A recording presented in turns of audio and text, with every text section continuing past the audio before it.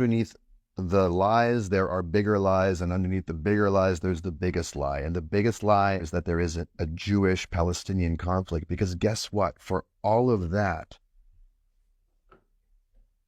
Palestinians don't hate Jews. Most Palestinians don't hate Jews, or at least many Palestinians don't hate Jews, which is some kind of miracle. The more Palestinians I meet and speak to, and I'm embraced by, and I'm thanked by in ways that are, humbling and to me a little embarrassing, because it shouldn't be so extraordinary for a Jewish person to speak up like this.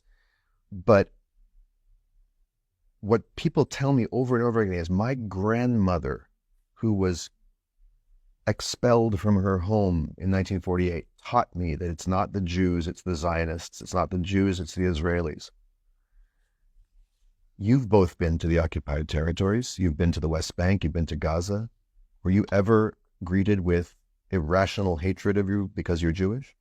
Yes, by Israeli soldiers. Yeah, exactly. That's what I'm saying.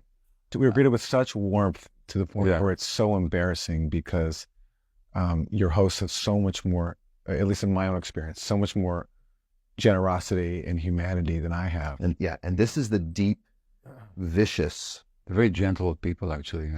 this is the vicious lie that is so corrosive to the minds and hearts and souls of those who believe it and repeat it mindlessly without ever checking it out, without ever talking to a Palestinian. Even with all of that, the vast majority of these people, and if you speak to any of them, you will see, but you'd have to want to. You'd have to want to let go of your certainty that they're against you, that they're your enemy. And I promise you, and I implore you to consider that it's a lot nicer over here on this side of the river. When you get there, when you let go of that fear and that prejudice and that bigotry, that's what it is. I'm not making anyone wrong. It's a human thing.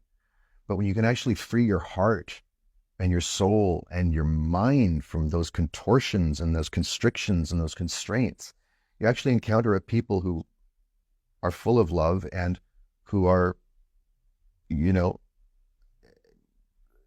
actually capable also of even forgiveness, but not in some kind of beatific, saintly way where we don't owe them anything first. Justice, then peace. Accountability, then coexistence. Truth, then reconciliation.